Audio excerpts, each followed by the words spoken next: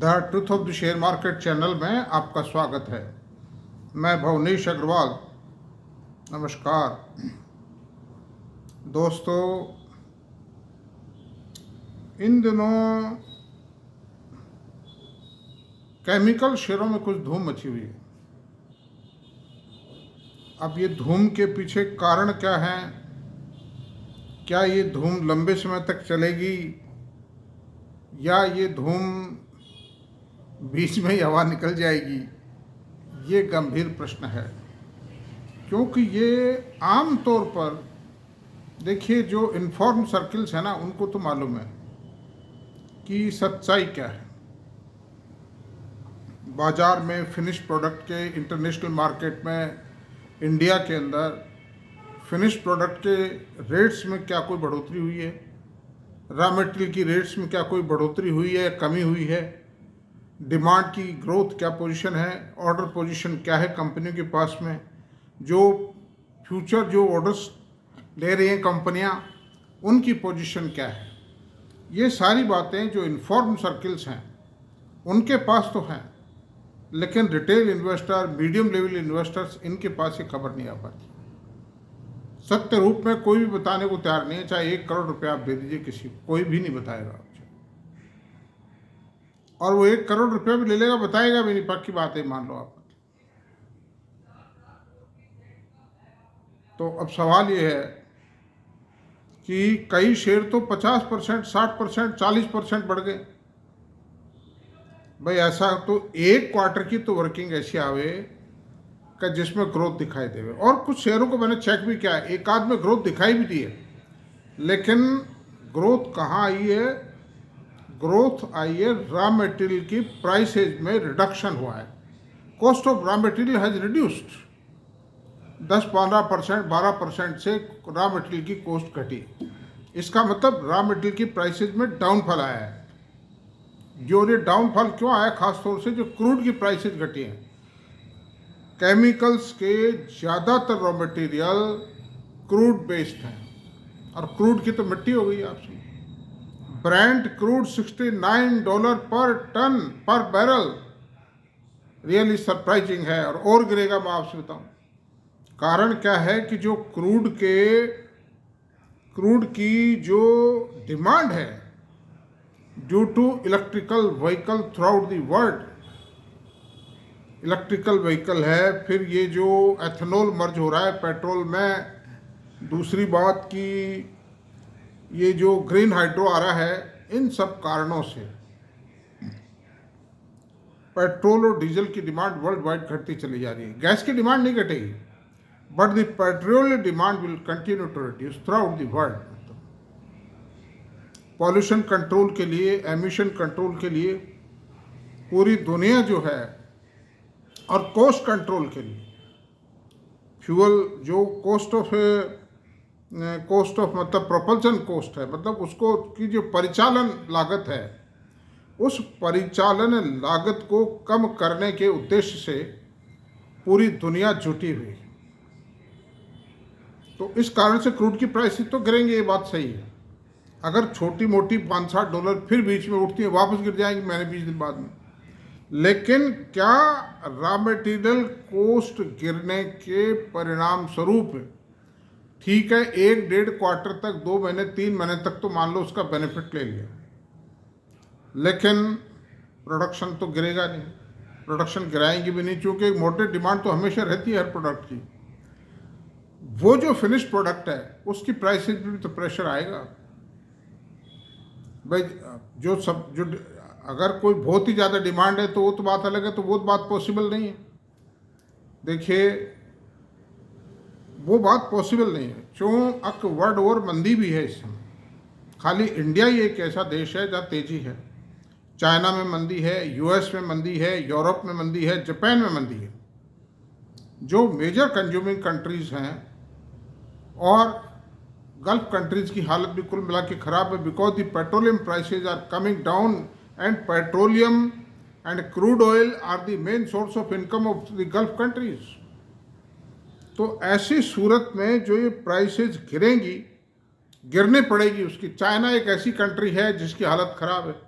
वो अपने प्रोडक्ट को इंटरनेशनल मार्केट में बेचना चाहेगा, हर सूरत में बेचेगा, हर तरह से कॉम्पिटिट करेगा कि आप तो ले लो मेरा प्रोडक्ट है। तो जो फिनिश प्रोडक्ट की प्राइसेज हैं वो स्टैंड करेंगी, सस्टेन करेंगी, इसकी क्या गारंटी है? आपको ध्यान हो। अब मैं एक बार बीच में आपको प्राइसेज बता दूं, कौन कौन से शेयर की प्राइसेज कितनी बढ़ी हैं और उसका पी रेशो क्या है आज की तारीख में। आप देखिए, कंपैरिजन कीजिए। सुमिटोमो केमिकल 406 रुपये से 582 रुपये, ऑलमोस्ट 50% ग्रोथ। इसका पी रेशो क्या है? 60 टाइम, 67 टाइम। अरे भाई 67 से ज़्यादा क्या ले लोगे? और ग्रोथ के ऐसी कोई तूफानी ग्रोथ तो आई नहीं, और क्या गारंटी है कि ये ग्रोथ सस्टेन करेगी? 67 के पी रेशो पे आप कितना अप्रिशिएशन एक्सपेक्ट करते हो? 200 के पी रेशो बिकेगा क्या ये? अनातिक बायर क्रॉप साइंस 5075 रुपये से विद इन 6, पिछले 4-5 महीने के फिगर्स हैं ये, मतलब जो चेंजेज हैं। 6499 रुपये का रेट है, 47.79 का पी रेशो। ये चलो ठीक ठाक भी है, लेकिन बायर तो पिछले 10 सालों में ही नहीं बढ़ा। ये जो पेस्टिसाइड बनाने वाली कंपनी थी, यूपीएल है, बायर है, फिर धानुका एग्री है, ये जो कंपनियां थी ये बढ़ी नहीं, खाली पीआईएल बढ़ी है, और वो पीआईएल भी बढ़ के अब रुक गई है एक लेवल के ऊपर। तो अंडर दिस सर्कमस्टेंसेज कोई बहुत बड़ी ग्रोथ की इसमें आशा करना और ये उम्मीद रखना कि साहब रॉ मटेरियल के प्राइसेस गिर गए, इस कारण प्रॉफिटेबिलिटी बढ़ गई और ये बढ़ी ही रहेगी, that is useless, that is not reliable.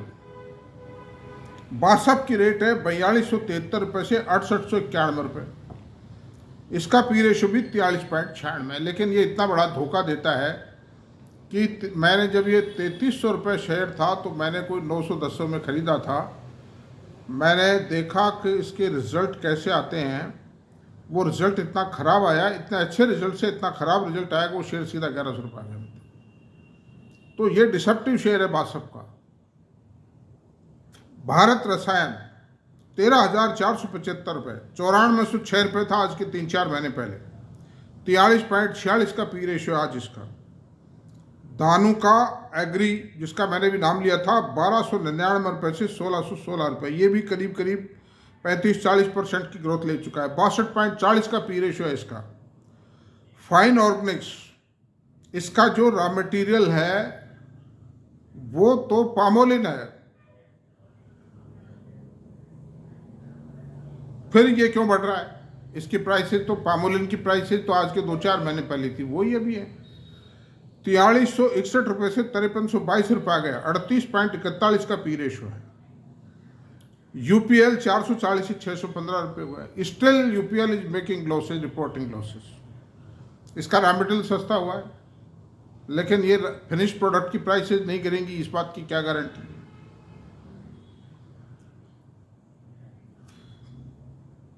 Balaji amines, Balaji amines का जो रॉ मटेरियल है वो एथेनॉल है।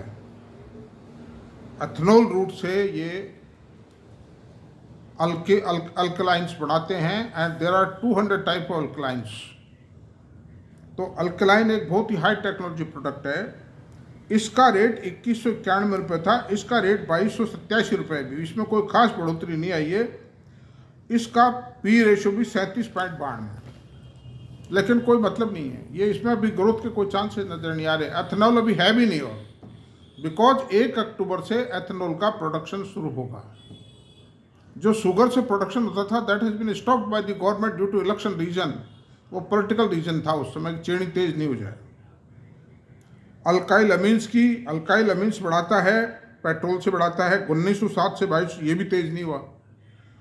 वही बात है, किसी शेयर को ऑपरेटर ने उठा लिया मतलब।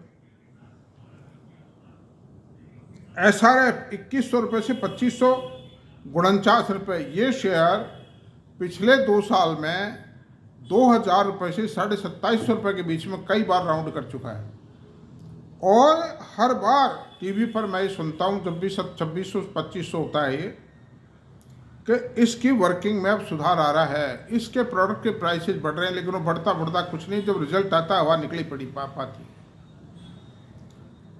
अच्छा सर, गुजरात फ्लोरो 3119 से 4012 रुपये, थोड़ा सा सुधार आया है गुजरात अल्काले फ्लोरो में, क्योंकि एसआरएफ का गुजरात फ्लोरो का एक जो प्रोडक्ट है फ्लोरोकेमिकल एंड फ्लोरो गैस वो सेम है। तो गुजरात फ्लोरो का तो 90% जो प्रोडक्शन है वो फ्लोरोकेमिकल है, लेकिन एसआरएफ के 3 प्रोडक्ट हैं, तीनों में ज़्यादा बड़ा हिस्सा तो केमिकल का ही है, फ्लोरोकेमिकल का ही। लेकिन ये पैकेजिंग मटेरियल बनाता है, पैकेजिंग फिल्म बनाता है, और एक ये टायर कोड बनाता है। और दूसरी बात है, इन्होंने polyester based tyre code plant भी लगाया है, जो दुनिया का, जो मेरे ख्याल इंडिया का पहला प्लांट है। Under these circumstances we can say कि फिर भी गुजरात फ्लोरो जो पहले 5,500 रुपये बिका था, तो अभी कोई ऐसी दम नहीं आई है, कन्फर्म नहीं है सस्टेनेबिलिटी। और एकदम से कभी भी जिस शेयर को लंबी तेजी खानी होती है वो कभी भी इस तरह तेजी नहीं होता है, मतलब तूफान की तरह से। जिस तरह तूफानी गति से शेयर बढ़े हैं अभी एकदम इतने शॉर्ट पीरियड में। अरे भाई, इन्वेस्टर को, इंस्टीट्यूशंस को, म्यूचुअल फंडों को, एफआईज को तो खरीदने का मौका ही नहीं मिला। और जब तक बड़े फंड खरीदारी नहीं करेंगे, जब तक तेज नहीं होगा, ये तो ऑपरेटर तेजी है मतलब। अच्छा साहब, दीपक नाइट्रेट 2205 से 2942 रुपये, 46.75 का पी रेशो है। अभी दो ही बात है, या तो इनकी पी बढ़े, ईपीएस बढ़े। ईपीएस में बढ़त के मेरे को कोई फर्दर कोई एक आध क्वार्टर में छोटी मोटी बढ़त दिखा दे और उसके आधार पे तूफान बढ़ा के शेयरों को बाजार में पिला जाए स्मॉल इन्वेस्टर को, वो एक अलग विषय है।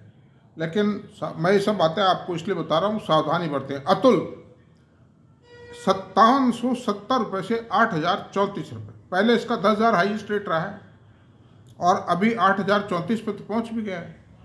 जब तक कोई इन्वेस्टर इस शेयर को समझेगा, इसकी चाल को देखेगा, इसके प्रोडक्ट लाइन को देखेगा, डिमांड ग्रोथ को देखेगा, एक्सपांशन, वो सब चीज़ें देखने का तो अवसर ही नहीं है, तूफान कर दिया शेयर को। तो ऐसे शेयरों से बच के रहें। ये केवल क्रूड की मंदी के कारण, रॉ मटेरियल की प्राइसेस गिरने के कारण, चाइना में मंदी होने के कारण, लेकिन चाइना का प्रोडक्शन ऑफ केमिकल्स का फुल फॉर्म में है, वो इंटरनेशनल मार्केट में प्राइसेस को गिरा देंगे इंडियन प्रोड्यूसर्स को दबाने के लिए। ये खतरा हमेशा मौजूद रहेगा। कई आदमी कहते हैं चाइना खत्म हो जाएगा, देखिए देशभक्त हम भी हैं, हम भी चाहते हैं देश का माल बिके बाजारों में, अंतर्राष्ट्रीय बाजारों में, हमारा देश प्रगति करे, हमारा देश अग्रणी रहे। लेकिन सवाल एक बात और है ना, कि जहाँ किसी भी देश को, किसी भी देश के बिजनेसमैन को सस्ता माल मिलता देखेगा, सस्ते से लेगा, आपके महंगे को क्यों लेगा, वही बताइए आप। तो ultimately the prices will come down if the demand, if there is no demand spurt. तो इन चीज़ों का आप याद कीजिए दोस्तों। मैं ये बातें मेरी बुरी है, मैं ये नहीं कह रहा हूँ मत खरीदे, आप अपने हिसाब से देख लें, लेकिन मैंने जो बिंदु बताए इन बिंदुओं का ध्यान रखें और कोई जल्दीबाजी नहीं करें, क्योंकि केमिकल सेक्टर के जो शेयर हैं वो कोई इतने सस्ते नहीं हैं अभी कि साहब 500 रुपये 300 रुपये में शेयर मिल रहा है। अब सुमिटोमो केमिकल है तो सुमिटोमो केमिकल की अर्निंग भी क्या है, 10 रुपये की ईपीएस है, 55-60 के पी रेशियो पे अभी भी है, 67 के पी रेशियो पे है, बताइए आप ये। तो 500 करोड़ की पेडअप कैपिटल है उसकी सुमिटोमो केमिकल की। ठीक है, जापानी कंपनी है, 74% होल्डिंग है जापानी कंपनी की, पेरेंट कंपनी की, सुमिटोमो की, लेकिन उसके बावजूद भी आफ्टरऑल कितना होगा? क्या हर शेयर 100 के 150 के पी रेशो बिकेगा? क्या कितने ग्रोथ आ जाएगी इनमें? ये सारी बातें हैं। तो आज मेरा ख्याल से तो देखिए, जैसे दीपक नाइट्रेट का शेयर है ये तो फिर भी ठीक है, अभी कोई बहुत बढ़त नहीं हुई है। और Deepak nitrate is the only plant in India, only company in India to manufacture phenol, और एक आइसो एक प्रोडक्ट और है उसकी, उसी से सब प्रोडक्ट बनता है, वो अकेला प्लांट है और इंडिया में उसकी डिमांड काफ़ी है और उसका पी रेशो भी अभी 46.75 है। तो थोड़ी बहुत गुंजाइश, अगर बाद की वर्किंग ठीक आने के चांसेस हैं, क्योंकि वर्किंग का पता नहीं किया जा सकता क्या आने वाली है। It's a $1 billion question. और ये जो गुजरात फ्लोरो है ये शेयर भी ठीक है, मैं खरीदने की कोई रिकमेंडेशन नहीं है, ना मेरी कोई बेचने की रिकमेंडेशन है, मैं खाली एनालिसिस कर रहा हूँ। गुजरात फ्लोरो की इक्विटी भी छोटी है, 13 करोड़ की इक्विटी है, 4-5 हज़ार करोड़ का सेल है और केवल मात्र फ्लोरोकेमिकल बनाता है, बस खाली एक 1,10,000 टन का सोडा कास्टिक प्लांट है, कास्टिक सोडा का प्लांट है इनका। बाकी तो purely it is almost A fluorochemical company है, ये बहुत अच्छी है। और जो जैन्स हैं ये विंड क्या नाम इसका, ये जो पावर ये जो विंड पावर के जनरेटर्स बनाते हैं, और भी कई कंपनियां हैं, ग्रुप ठीक है, ऐसी कोई बात नहीं है, ठीक है। ये तो वन पेड अप शेयर है, ठीक है ये भी, लेकिन एसआर हमें समझने की आवश्यकता है। सभारा बहुत स्ट्रॉन्ग शेयर है, मैं ये नहीं कहता खराब है, मैनेजमेंट बहुत साउंड है, बहुत ही ट्रेडिशनल और बहुत जमा हुआ परिवार है, हाउस है, लेकिन इसके जो 2 प्रोडक्ट हैं वो बहुत ख़राब है। एक तो पॉलीथीन ने ये जो पैकेजिंग फिल्म, और एक इनका टायर को, दे आर नॉट, पहले तो मार्जिन तो अच्छे थे लेकिन नाउ दे आर डाउन। इस तरह से इनमें बहुत सी चीज़ें ऐसी हैं। अब ये देखिए बासफ का शेयर है, बड़ा खतरनाक शेयर है, इसको खरीद करके कोई इन्वेस्टर को ग्रेजुअल कोई प्लानिंग कर ही नहीं सकता। जैसे आईटी के शेयर है, कभी भी किसी शेयर में इतनी तेज गति से तेजी नहीं आती है। आप देखिए जैसे आईटी के शेयर है, पिछले 1 साल से धीरे धीरे गति पकड़ रहे हैं, और कंटिन्यूस न्यूज़ फ्लो आ रहा है उसमें कि साहब अब ये सुधार आ रहा है। जो Naukri.com वगैरह हैं, ये इस तरह की जो प्रोफेशनल्स प्रोवाइड करती हैं इन कंपनियों को, उनकी भी रिपोर्टिंग है कि साहब आईटी सेक्टर में रिक्रूटमेंट बढ़ रहा है। तो एक चित्र हमारे सामने है। और आज मोतीलाल ओसवाल की भी इकोनॉमिक टाइम्स में एक रिपोर्ट छपी है, उसने टारगेट भी दिए हैं जो मेन आईटी शेयर्स हैं कि साहब ये इतने का हो जाएगा, ये इतना हो जाएगा, ये इतना हो जाएगा, टारगेट भी दिया। तो अच्छा, फिर आईटी सेक्टर में कोई बहुत बड़ी चीटिंग नहीं हो सकती। आईटी सेक्टर एक man power based technology sector है। आप देखिए इतनी बड़ी मंदी के बावजूद, इतनी बड़ी झटके के बावजूद भी आईटी सेक्टर कितना टूटा, 25%, 30%, 20% टूटे, और वो कोई टूटे नहीं पड़े रहे, वो टूट के खटाक से ऊपर बढ़ गए थे। तो अंडर दिस सर्कमस्टेंसेस दोस्तों, ये शेयर बाजार में मेरा सिर्फ निवेदन ये है कि कहीं धारा में बह मत जाना, बहुत सावधानी के साथ अगर आप खरीदारी भी करके मन बढ़े आपका, अपने फाइनेंशियल एडवाइजर से सलाह सूट करके करें, इन सब बिंदुओं पर चर्चा करके करें जो मैं बता रहा हूँ। खतरे, ये जो स्थिति है खतरे से खाली नहीं है। ईश्वर करे किसी का नुकसान ना हो, सबको फायदा मिले, घाटों से बचे हर आदमी। शेयर बाजार के घाटे बहुत खतरनाक घाटे होते हैं। तो ये बात है दोस्तों, मैंने कोई बात गलत कही हो तो मेरी पूरी कोशिश रहती है, मैंने भी कई घंटों मेहनत की है, विचार किया खूब कि मैं आपको एक अलर्ट दूँ। This is my alert only and nothing else. तो थैंक यू, आज इतना ही रहने देते हैं। और मेरा ये वीडियो अगर आपको पसंद आया हो तो कृपया इसको सब्सक्राइब करें, शेयर करें, कमेंट करें, मैसेज करें। Thank you.